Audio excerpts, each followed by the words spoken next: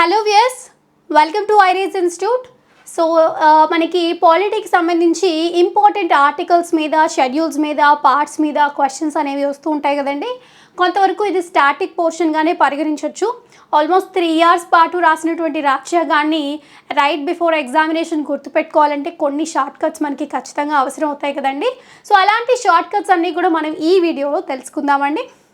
ఓకేనా? So without delaying we will begin with the session now. Okay, so కొన్ని అంటే రాజ్యాంగానికి సంబంధించి కొన్ని ఇంపార్టెంట్ ముఖ్యమైనటువంటి డీటెయిల్స్ మనకి గుర్తుండాలండి ఎగ్జామ్కి. ఓకే, సో ఎంత టైం తీసుకున్నారు మనకి రాజ్యాంగాన్ని ఎవరు రాశారండి? So drafting committee.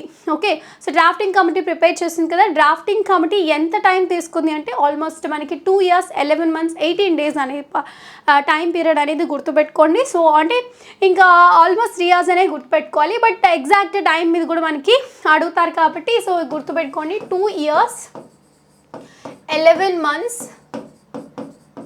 18 days అండి. అండ్ మన రాజ్యాంగం ఎప్పుడు అడాప్ట్ అయింది అంటే సో ఎప్పుడు కంప్లీట్ అయిపోయింది అంటే సో వెరీ ఇంపార్టెంట్ అండి, 26th November. Okay, so 26th November 1950 అండి. వెరీ 1949 అండి. సో మనకి ఎనాక్టెడ్ వచ్చేసి మనకి 26th January 1950 అండి, గుర్తుపెట్టుకోండి. సో ఎందుకు ఇది 1950 January 26 అంటే బికాస్ మనకి ఇండియన్ నేషనల్ మూవ్మెంట్ అప్పుడు లాహోర్ సెషన్లో మనకి పూర్ణ స్వరాజ్ డే కింద అదే రోజున మనకి ఇండిపెండెన్స్ అంటే పూర్ణ స్వరాజ్ మన డే కింద సెలబ్రేట్ చేసుకున్నాం కాబట్టి దాన్ని మనము ఈవెన్ గాను మనకి భవిష్యత్తులో కూడా మనకి సేమ్ ఆ డేని సెలబ్రేట్ చేసుకోవాలి, ఆ స్మృతి మనకి ఉండాలి అని చెప్పేసి మనకి okay. So constitution was enacted on 26th January. Okay, so 26 November 1949 రోజున మనకి కాన్స్టిట్యూషన్ అనేది అడాప్ట్ చేసుకున్నాం కాబట్టి దీన్ని ఏమంటామండి అంటే కాన్స్టిట్యూషనల్ డే అని కూడా పిలుస్తారు, గుర్తుపెట్టుకోండి. ఓకే, సో కాన్స్టిట్యూషన్ డే అనమాట. Okay, so very important. So ఇప్పుడు ప్రెసెంట్ కాన్స్టిట్యూషన్లో మనకి ఎన్ని ఆర్టికల్స్ ఉన్నాయండి? 448 ఆర్టికల్స్, 25 పార్ట్స్ అండ్ 12 షెడ్యూల్స్ ఉన్నాయి, గుర్తుపెట్టుకోండి. But at the time of the adoption మనకి ఎన్ని ఆర్టికల్స్ ఉన్నాయని అంటే మనకి 395 ఆర్టికల్స్ ఉన్నాయి. ఓకే, అండ్ మనకి 22 పార్ట్స్ ఉన్నాయండి, గుర్తుపెట్టుకోండి. అండ్ వీ హ్యావ్ 8 షెడ్యూల్స్, గుర్తుపెట్టుకోండి. ఇవన్నీ ఏంటి ఎప్పుడు? Okay, at the time of the adoption మనకి ఎన్ని ఉన్నాయండి? 395 ఆర్టికల్స్, 22 పార్ట్స్ అండ్ 8 షెడ్యూల్స్ ఉన్నాయి. మనకి ఇప్పుడు ప్రజెంట్ కరెంట్ కాన్స్టిట్యూషన్ ప్రకారం మనకి 448 ఆర్టికల్స్, 25 పార్ట్స్ అండ్ 12 షెడ్యూల్స్ ఉన్నాయి. అసలు ఏంటి ఈ షెడ్యూల్స్ అంటే ఏంటి, పార్ట్స్ అంటే ఏంటి అంటే ఇప్పుడు ఫర్ ఎగ్జాంపుల్ ఆర్టికల్ 343 తీసుకోండి. ఓకే, సో ఈ ఆర్టికల్ 343 అనేది అఫీషియల్ లాంగ్వేజెస్ గురించిన మాట్లాడే ఆర్టికల్. కానీ అఫీషియల్ లాంగ్వేజ్కి సంబంధించి ఓకే సో ఇలాంటివన్నీ కూడా మనకి ఏమి లాంగ్వేజెస్ అనేవి కానీ ఆరెల్స్ లాంగ్వేజెస్ లిస్ట్ కానీ సో వాటికి సంబంధించినటువంటి అడిషనల్ ఇన్ఫర్మేషన్ అంతా కూడా ఎక్కడిస్తారు అంటే మనకి షెడ్యూల్స్లోని ప్రొవైడ్ చేస్తూ ఉంటారనమాట. అంటే ఇప్పుడు ఫర్ ఎగ్జాంపుల్ ఆర్టికల్స్లో మెన్షన్ చేయనటువంటి అడిషనల్ డీటెయిల్స్ అన్నీ కూడా ఎక్కడ సంక్షిప్తం చేస్తారు మనకి అంటే సో షెడ్యూల్స్లో అనమాట. అర్థమవుతుందా? సో వెరీ ఇంపార్టెంట్ అండి. పార్ట్స్ అంటే ఏంటి అంటే సో జనరలీ మనకు కాన్స్టిట్యూషన్లో ఉండేటటువంటి ఆర్టికల్స్ అన్నీ కూడా ఒక క్రానలాజీ అంటే ఈవెన్ అమెండ్మెంట్ చేసిన తర్వాత కూడా డిలీషన్ అండ్ అడిషన్ జరిగిన తర్వాత కూడా అది ఒక క్రానలాజీ, ఒక సిస్టమాటిక్ అరేంజ్మెంట్ చేయడం కోసం అనేది మనకి పార్ట్స్ అనేవి ఉంటాయన్నమాట. Okay, so now you got the difference కదా, what you mean by schedules and what you mean by parts and what you mean by articles అనేది. ఆర్టికల్స్ ఆర్ మియర్ నంబర్ అండి. So generally article 5 says citizenship at the commencement of the constitution, ఇలాగా article 12 says definition of a state, article 14 says right to equality. ఇలా ఒక ప్రత్యేకమైనటువంటి విషయాన్ని ఆర్టికల్లో చెప్తూ ఉంటారనమాట. Okay, very important.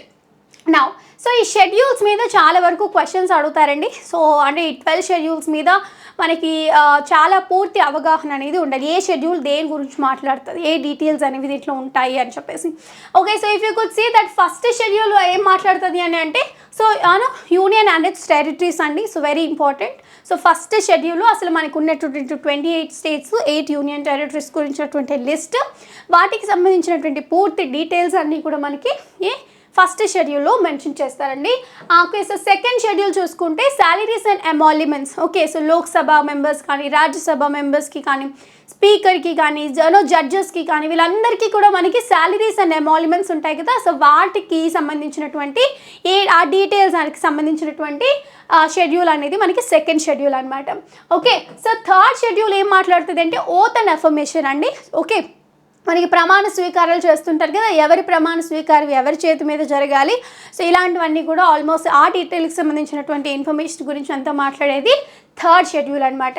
Okay, so fourth schedule చూసుకుంటే మనకి ఫోర్త్ షెడ్యూల్ అనేది allocation of seats in the Rajya Sabha అండి. వెరీ వెరీ ఇంపార్టెంట్, గుర్తుపెట్టుకోండి. సో రాజ్యసభకి సంబంధించినటువంటి సీట్స్కి సంబంధించినటువంటి ఇన్ఫర్మేషన్ అంతా కూడా మనకి ఫోర్త్ షెడ్యూల్లో ఉంటుందండి.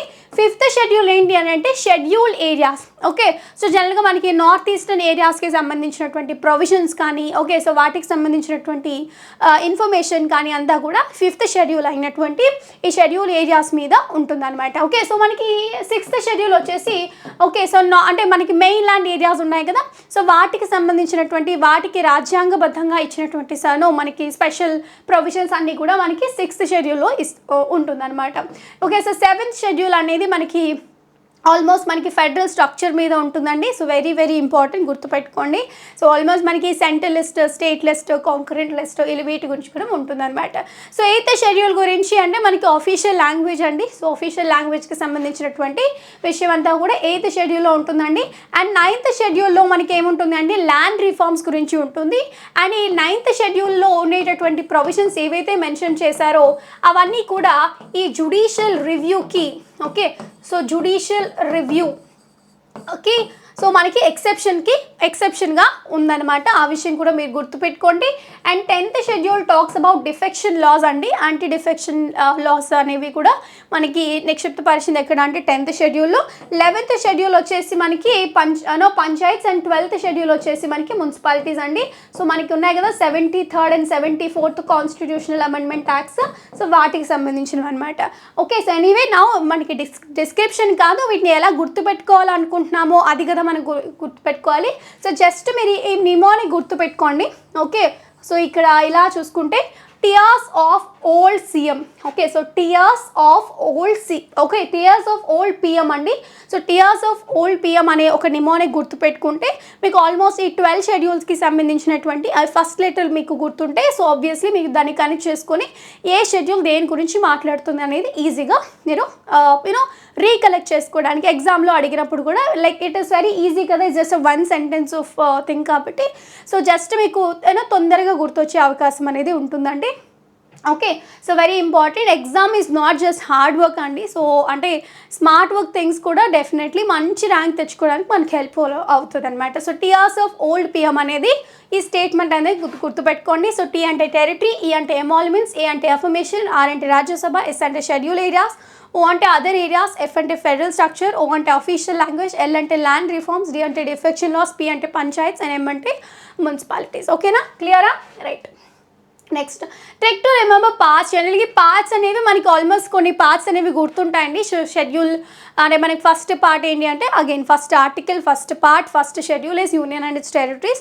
సెకండ్ పార్ట్ వచ్చేసి మనకి ఆర్టికల్ 5 నుంచి ఆర్టికల్ 11 వరకు మనకి సిటిజన్షిప్ గురించి మాట్లాడుతుందండి. ఓకే, సో పార్ట్ 3 వచ్చేసి fundamental rights. Okay, so I will write here. So part 1 వచ్చేసి మనకి union and its territories, union and its territories అండి. ఓకే, సో పార్ట్ 2 వచ్చేసి మనకి citizenship. Okay, so citizenship. Part 3 వచ్చేసి ఫండమెంటల్ రైట్స్. పార్ట్ 4 వచ్చేసి directive principles of state policy. Part 4A వచ్చేసి మనకి fundamental duties అండి. పార్ట్ 5 వచ్చేసి యూనియన్. పార్ట్ 6 వచ్చేసి మనకి state legislatures. Okay, so very important, the union,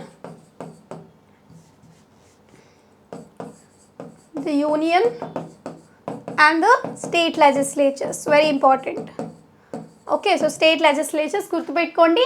ఇక్కడ మనకి పార్ట్ 11 నుంచి పార్ట్ 16 వరకు గుర్తుపెట్టుకోవడానికి read from the start to end please, ఇది గుర్తుపెట్టుకోండి. So if you could consider that ఇలా స్టార్టింగ్ లెటర్స్ మీరు చూసుకుంటే okay, so very important. R అంటే ఏంటంటే relations between the union and the states అంటే very important.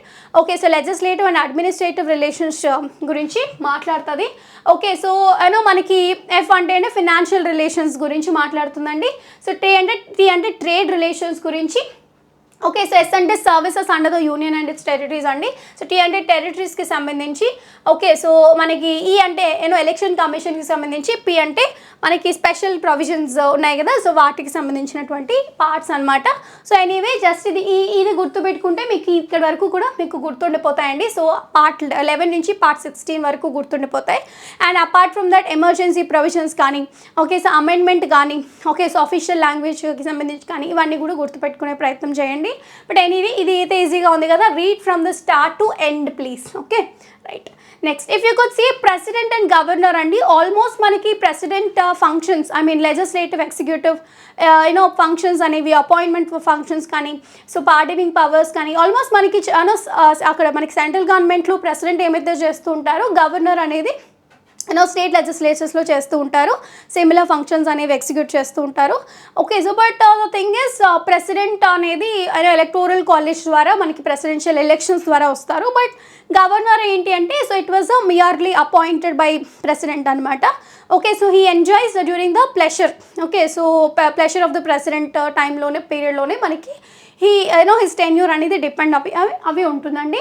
So he is mostly appointed person కాబట్టి so he can be terminated even by president only. Okay, గుర్తుపెట్టుకోండి. So జనరల్గా మనకి ఈ ఆర్టికల్స్ అనేవి సిమిలర్ థింగ్స్ అనమాట. So if you could see article 72 pardoning powers of the president. Okay, so 161 pardoning powers of the president. So ఇవన్నీ గుర్తుపెట్టుకోవడానికి మీకు just calculations తెలిస్తే చాలండి. సో జస్ట్ మీరు గుర్తుపెట్టుకోండి +89 రూల్ అనేది గుర్తుపెట్టుకోండి. ఓకే, సో ఇప్పుడు చూడండి మీకు article 72 pardoning powers of the president అని గుర్తుపెట్టుకుంటే 72 + 89. ఓకే, 72 + 89. Okay, so 161. సో 161 అనేది pardoning powers of the governor. అర్థమవుతుందా? Next article 74 council of ministers to aid and advise the president అనేది article 74. Again add +89. So 163 council of ministers to aid and advise the governor. ఓకేనా? Next article 76. Okay, so attorney general article. So 76కి మనకి 89 add చేస్తే 165. Okay, so advocate general అండి. So attorney general అనేది మనకి central గవర్నమెంట్కి ఉంటే అడ్వకేట్ జనరల్ అనేది మనకి స్టేట్స్కి ఉంటుంది. ఆర్టికల్ 78 ఏంటంటే duty of the prime minister as to furnishing the information to the president అనమాట. అంటే ఏదైనా పరిపాలనాపరమైనటువంటి విషయానికి సంబంధించి ప్రైమ్ మినిస్టర్ డ్యూటీ ఏంటి అంటే ప్రెసిడెంట్కి కొంత ఏదైనా అవసరం పడినటువంటి ఇన్ఫర్మేషన్ అంతా కూడా ఇచ్చే రెస్పాన్సిబిలిటీ అనేది ప్రైమ్ మినిస్టర్కి ఉంటుంది అని చెప్పేసి ఆర్టికల్ 78 చెప్తే, ఇక్కడ చీఫ్ మినిస్టర్కి ఆ రెస్పాన్సిబిలిటీ గవర్నర్కి ఇవ్వాల్సినటువంటి అవసరం అనేది ఉంటుందండి. సో అంటే ఆర్టికల్ 78కి +89 యాడ్ చేసుకుంటే మనకి 167 వస్తుంది. సిమిలర్ అనమాట. Next article 79. Okay, constitution of parliament అనమాట. Okay, so very important. Parliament అంటే రాజ్యసభ. ఓకే, సో లోక్సభ వాటన్నిటి గురించి డీటెయిల్గా చైర్మన్, ఓకే, సో మనకి స్పీకర్, మనకి వీళ్ళ గురించి కూడా ప్రత్యేకమైనటువంటి నియమ నిబంధనలతో మనకి వీటి గురించి డిస్కస్ చేస్తారు. ఇక్కడ కూడా స్టేట్ లెజిస్లేచర్స్లో Lok Sabha, okay, I mean state లెజిస్లేచర్స్లో సంబంధించి legislative assembly, legislative councils, okay, so వాటి గురించి కూడా మనకి ఇక్కడ క్లియర్గా ఉంటుందన్నమాట. సో 79 + 89. ఓకే, సో 168 అనమాట. ఓకే, సో అంటే +89 రూల్ అనేది గుర్తుపెట్టుకోండి. ఆర్టికల్ 86 ఏంటంటే special address by president. Okay, so very important. ఇక్కడ 175 చూసుకుంటే special address by governor. Again difference చూసుకుంటే మీకు +89. Okay, so disqualification of the members in the central government చూసుకుంటే 102 అండి. సో +89 యాడ్ చేసుకుంటే 191. ఓకే, సో 100 ఆర్టికల్ ఏంటంటే ఓటింగ్ ఇన్ హౌసెస్ అండి. So ఇక్కడ మనకి సెంట్రల్ గవర్నమెంట్లో ఇక్కడ కూడా అంతే 189 చూసుకుంటే మనకి స్టేట్ లెజిస్లేచర్స్లో ఆర్టికల్ వస్తుంది అనమాట. సో 110 చూస్తుంటే definition of a money bill. Okay, so money బిల్కి సంబంధించి ఇక్కడ 199లో మనకి మనీ బిల్ అంటే ఏంటి అనేది డెఫినేషన్ ఉంటుంది. అండ్ 111 చూసుకుంటే అసెంట్ ఆఫ్ ద బిల్ అంటే లోక్సభ రాజ్యసభలో బిల్ అయిపోయిన తర్వాత సో ఆమోదించబడిన తర్వాత ప్రెసిడెంట్ ఏ విధంగా ఆమోదిస్తే మనకి అది యాక్ట్ అవుతుందో అలాగే ఇక్కడ అండర్ ఆర్టికల్ 200 ప్రకారము గవర్నర్ ఆమోదం తెలిపిన తర్వాతే అది బిల్ అనేది యాక్ట్గా అవుతుందన్నమాట. సిమిలర్. ఓకే, సో మనకి 89 + 89 అనేది గుర్తుపెట్టుకోండి.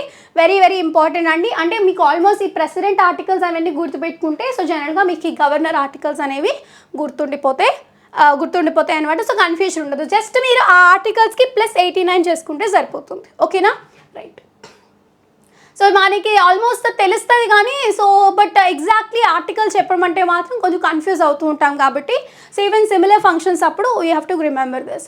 ఇక్కడ వెరీ ఇంపార్టెంట్ అండి, మనకి పర్మిటేషన్స్ అండ్ కాంబినేషన్స్ లాగా జస్ట్ ఆ నెంబర్స్ మారడం వల్ల కూడా మనకి ఆర్టికల్స్ అనేవి మారుతూ ఉంటాయి కాబట్టి సో ఇక్కడ ఆర్డినెన్స్ పవర్స్ చూసుకుంటే అంటే పార్లమెంట్ సెషన్స్లో లేనప్పుడు ఓకే సో ఆర్ఎల్స్ పార్లమెంట్ మొత్తం డిజాల్వ్ అయిపోయినప్పుడు సో అదే మనకి లోక్సభ రాజ్యసభ సెషన్స్లో Rajya Sabha is a continuous one but Lok Sabha ఎప్పుడైతే డిజాల్వ్ అయిపోతుందో అప్పుడు మనకి జనరల్గా ఆర్డినెన్స్ మేకింగ్ పవర్ అనేది ప్రెసిడెంట్కి అనేది ఉంటుందండి, very important. So article 123 talks about ordinance power of president to promulgate ordinances during the recess of the parliament. Okay it's very important, అది ఆర్టికల్ 123 అనమాట. ఇఫ్ యూ కెన్ సీ 213 అనేది power of power of governor to promulgate ordinances during the recess of the state legislatures, article 213. So if you can see 321 all India services అనమాట. Okay so just ఈ మూడు మీరు just ఆ numbers change వల్ల okay so గుర్తుపెట్టుకుంటే సరిపోతుంది అనమాట. And ఇక్కడ article 124 talks about supreme court. Okay so just number change చేస్తే so okay so article 214 talks about constitution of the high court అండి, గుర్తుపెట్టుకోండి. Okay so pardoning powers, okay so ఇవన్నీ కూడా జస్ట్ అంటే ఆల్మోస్ట్ మీకు అవన్నీ పార్డనింగ్ పవర్స్లో కానీ అడ్వకేట్ జనరల్ కానీ కౌన్సిల్ ఆఫ్ మినిస్టర్స్ వాటిలో కానీ +89 రూల్ అనేది యాక్చువల్గా హెల్ప్ అవుతుంది. But almost if you could see okay so ఇక్కడ అడ్వకేషన్లో కానీ పార్డనింగ్ పవర్స్లో కానీ సో జస్ట్ మీరు ఇలా కూడా గుర్తుపెట్టుకోవచ్చు. There is another thing also, మనకి 7ని నేను ఏం రాస్తున్నాను అంటే 7 = 1 + 6 కదా, అందుకని 72ని నేను ఏం రాస్తున్నానంటే సో 7ని 1/6గా రాశాను and 2 - 1 okay so 1. Okay so even advocate జనరల్కి కూడా చూడండి సో 76 ఓకే సో 1 6 అండ్ 5కి -1 6 - 1 5. ఓకే సో అలా అడ్వకేట్ జనరల్ అండ్ అటార్నీ జనరల్కి సంబంధించినటువంటివి కూడా గుర్తుపెట్టుకోవచ్చు. బట్ ఎనీవే ఇక్కడ మీకు యాక్చువల్లీ వీటికి +89 రూల్ అనేది మీకు యాక్చువల్లీ హెల్ప్ఫుల్ అవుతుంది. నెక్స్ట్ ఇక్కడ +90 రూల్కి సంబంధించి కూడా జస్ట్ ఈ 3 ఆర్టికల్స్ గుర్తుపెట్టుకుంటే మీకు ఈ 3 ఆర్టికల్స్ వచ్చేస్తాయి. సో ఇక్కడ గుర్తుపెట్టుకోండి 112 యాన్యువల్ ఫైనాన్షియల్ స్టేట్మెంట్ అంటారు కదా, so article 112 talks about that. Okay so if you could add 90 okay so state లెజిస్లేచర్కి సంబంధించినటువంటి బడ్జెట్ గురించి మాట్లాడుతుంది. So 202 okay so 114 appropriation bill in the central government, again 204 appropriation bill in the state legislatures. నా 117 financial bill and 207 మనకి 207 అనేది state లెజిస్లేచర్కి సంబంధించినటువంటి financial బిల్కి సంబంధించినటువంటి ఆర్టికల్ అనమాట. ఓకే సో +90 రూల్ గుర్తుపెట్టుకోండి. Okay right. Next emergency provisions అండి, వెరీ ఇంపార్టెంట్. ఎమర్జెన్సీ ప్రొవిజన్స్ అనేవి how many types that we have emergency provisions అండి, they have 3 types of emergencies కదా. So what are this? Okay so national emergency,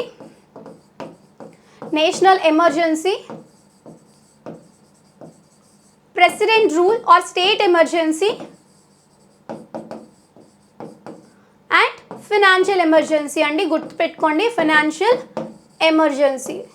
ఇక్కడ మీరు +4 చేసుకుంటే సరిపోతుంది ప్రతిదానికి. So article 352 talks about national emergency, article 356 talks about president rule or state emergency, article 360 talks about financial emergency. Just +4 అండి ప్రతిదానికి కూడా.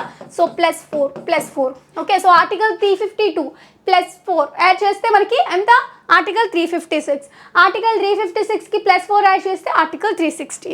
So ఈ 3 articles they are 3 types of emergencies అండి. సో మనకి జనరల్గా ఇక్కడ 42nd కాన్స్టిట్యూషనల్ అమెండ్మెంట్ యాక్ట్ ఒకటి and 44th constitutional amendment act ఒకటి గుర్తుపెట్టుకోండి. సో ఈ 42nd కాన్స్టిట్యూషనల్ అమెండ్మెంట్ యాక్ట్ ప్రకారం ఇందిరాగాంధీ గారు ఏం చెప్పారంటే president have to impose the national emergency under the recommendation of the prime minister అని ఆర్టికల్ 42nd కాన్స్టిట్యూషనల్ అమెండ్మెంట్ చెప్తుంది. అదే okay so 44th constitutional amendment under Morarji Desai government ఏం చెప్తుంది అంటే yes president have to implement the emergency but not on the recommendation of the prime minister. Okay so prime minister on the recommended by council of ministers. Okay prime minister headed by council of ministers, very important andi. So ilanti chinna changes valla difference anedi vachchestundi.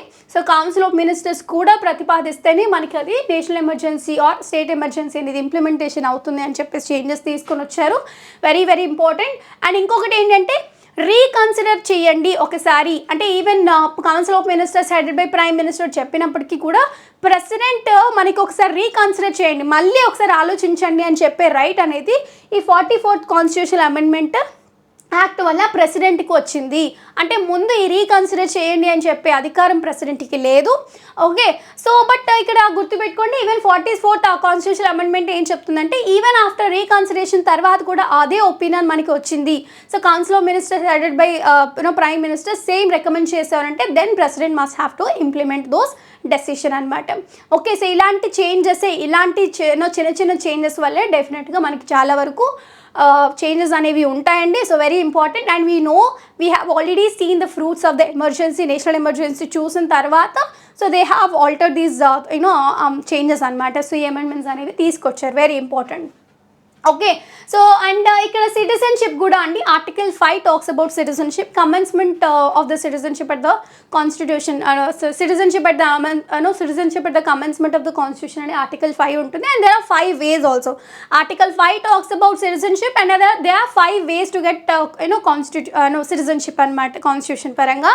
Okay, so birth, descent, naturalisation, registration. Okay, so ఇలా ఉన్నాయి కదా. So ఇవన్నీ కూడా మనకి citizenship తీసుకోవడానికి thing అనమాట. But again కొంతవరకు మనకి డిసీవ్ చేసిన, రాంగ్ ఇన్ఫర్మేషన్ ప్రొవైడ్ చేసిన, ఓకే, సో ఆర్ఎల్స్ ఎవరైనా వేరే స్టేట్కి సంబంధించినటువంటి సిటిజన్షిప్ తీసుకున్నా, ఇలాంటి వాటి అన్నిటికీ కండిషన్స్ క్లాజెస్ అనేవి ఉన్నాయి. So even there is not only ways to acquire citizenship, there are ways to lose the citizenship also, గుర్తుపెట్టుకోండి. అండ్ ఇంకా కొంచెం చూసుకుంటే 5ని ఈజీగా 8 చేయొచ్చు.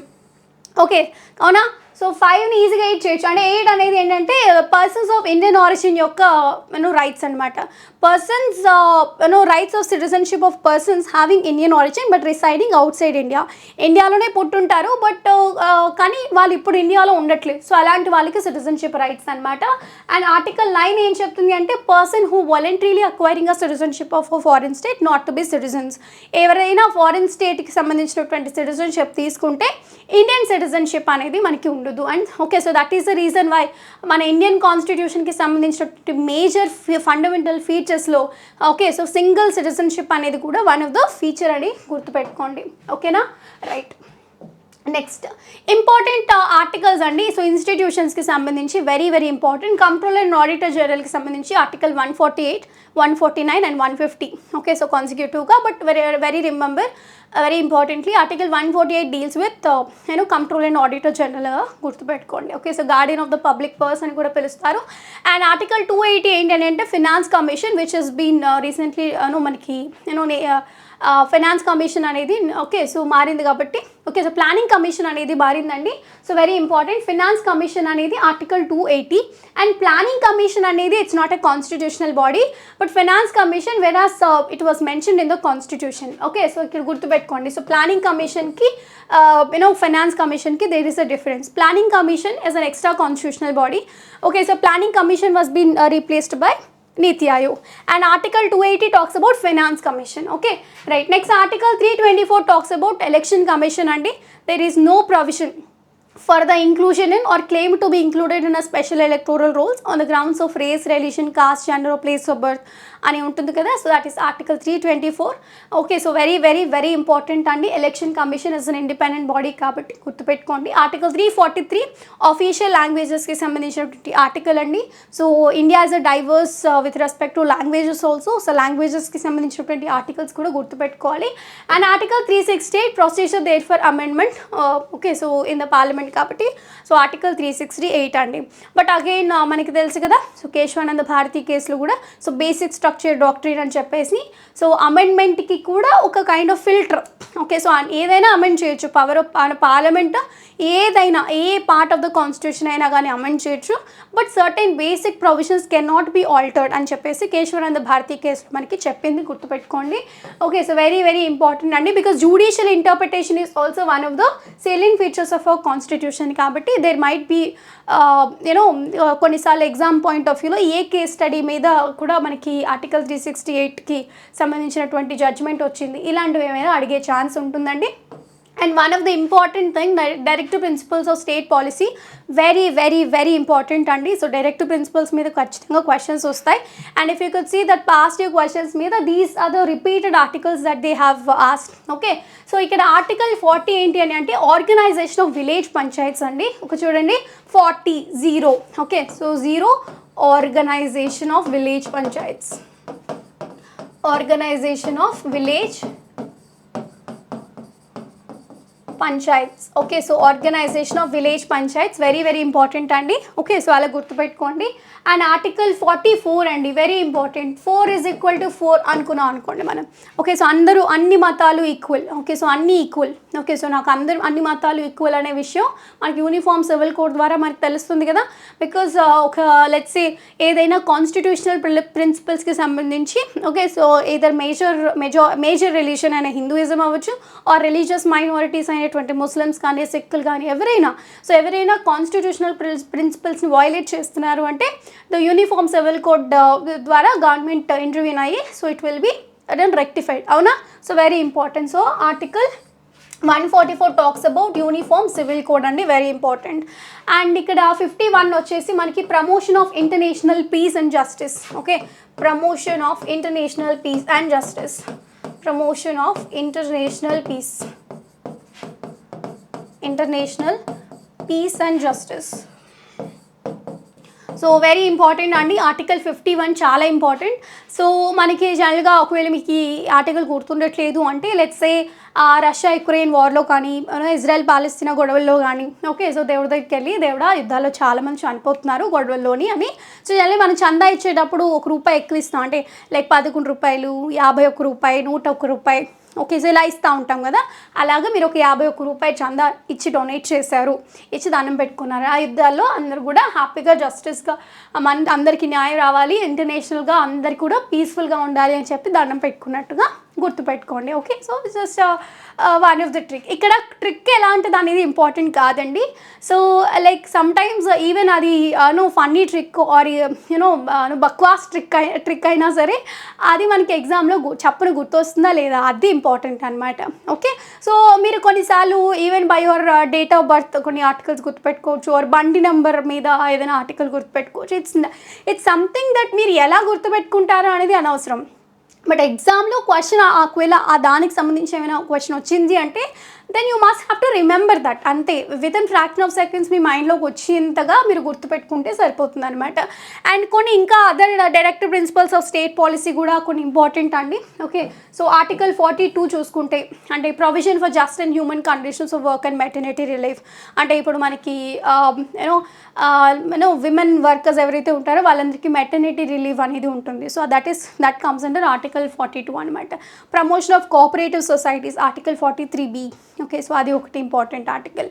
అండ్ మనకి ఆర్టికల్ 46 అండి, promotion of education and economic interest of schedule caste, schedule tribes and other weaker sections. ఈ ప్రమోషన్ ఆఫ్ రిజర్వేషన్ పాలసీస్ కానీ ఆర్ఎల్స్ ఎకనామికలీ వీకర్ సెక్షన్స్ కేటగిరీకి రిజర్వేషన్ ప్రొవైడ్ చేయడానికి సోల్ రిప్రజెంటేటివ్ ఆర్టికల్ అనమాట. ఎన్వైరన్మెంటల్ ప్రొటెక్షన్కి సంబంధించి article 48A and 48. Okay, so దానికి సంబంధించి అది కూడా గుర్తుపెట్టుకోండి. సో అంటే ఇవి అంటే important directive principles of state policy అనమాట. Article 45 provision for just and humane conditions for article 45 వచ్చేసి మనకి provision for just and early childhood care before the age of between the age of 6 years group ఉన్న వాళ్ళందరికీ అంటే simply we can say that anganwadi centres అంతా పెట్టి promote చేయడం కోసం article 45 అనమాట. Okay, so these are all very important articles అండి. So I could not say that only these articles are very important. I mean directive ప్రిన్సిపల్స్లో మనకి numbering అనేది కూడా ఇంపార్టెంట్ అనమాట. సో మనకి జనరల్గా ఇప్పుడు డైరెక్టివ్ ప్రిన్సిపల్స్ని ఎలా చదవాలి అంటే సో లిబరల్ ఇంటలెక్చువల్ ప్రిన్సిపల్ ఏది, okay, so and Gandhian principle ఇది, సోషల్ డైరెక్టివ్ ప్రిన్సిపల్ ఏది. సో ఇలాగ మనకి క్లాసిఫికేషన్ ఇంపార్టెంట్ అండ్ ఏది ఉంది డైరెక్టివ్ ప్రిన్సిపల్స్లో అనేది ఇంపార్టెంట్. అండ్ దానికి సంబంధించినటువంటి ఆర్టికల్ మీద కూడా క్వశ్చన్ వచ్చే అవకాశం అనేది ఉందండి. Okay, so anyway some of the important directive principles and ways to remember DPSP అనేది ఇవి కొంచెం గుర్తుపెట్టుకోండి. ఓకేనా. అండ్ అపార్ట్ ఫ్రమ్ దట్ మీరు ఇంకా కొద్దిగా పాలిటీ బేస్ మీద సోర్సెస్ విచ్ హ్యావ్ డ్రాన్ అంటే ఏ ఫీచర్ ఎక్కడి నుంచి తీసుకున్నారు అనే దాని మీద కూడా గుర్తుపెట్టుకోవాలి. సో ఫండమెంటల్ రైట్స్ తీసుకుంటే ఇప్పుడు మనకి directive principles of state policy తీసుకుంటే we have taken from Irish constitution అండి. ఫండమెంటల్ రైట్స్ తీసుకుంటే డైరెక్ట్ మనకి US కాన్స్టిట్యూషన్ నుంచి, పార్లమెంట్ తీసుకుంటే మనకి ఆల్మోస్ట్ UK నుంచి తీసుకున్నాము. ఓకే, సో ఫెడరల్ స్ట్రక్చర్ చూసుకుంటే మనకి కెనడా నుంచి తీసుకున్నాము. సో ఓకే, సో ఇలా చాలా ఉన్నాయండి. సో మేజర్ ప్రొవిజన్స్ అంటే ఇప్పుడు మనకి గవర్నర్ పొజిషన్స్ కానీ ఆర్ఎల్స్ గవర్నర్ మైనర్ ఇంటర్వెన్షన్స్ కానీ ఇలాంటివన్నీ చూసుకుంటే కూడా మనకి government of India act 1935, okay, so emergency provisions చేసుకుంటే వీమో కాన్స్టిట్యూషన్ కానీ, సో ఇలాగ కొన్ని important sources that we have to drawn. So అందువల్లే కదా బల్కీ కాన్స్టిట్యూషన్ అయిపోయింది మనకి. Okay, so Indian constitution also called as elephantine constitution అండి. సో వెరీ ఇంపార్టెంట్, చాలా పెద్దది. సో యాక్చువల్లీ 395 ఆర్టికల్స్తోని అప్పుడే మనకి జనరల్గా elephantine constitution, even later on amendments articles తర్వాత కూడా, so even it's still continuing as a major largest కాన్స్టిట్యూషన్గా మనకి ఆ గుర్తింపు అనేది ఉందన్నమాట. Okay, very important. Okay, right. So these are all for the day అండి. So we have seen some of the important articles and how to remember those things. Okay, so anyway, this is all for the day and we'll come up with other shortcuts too. Okay, right.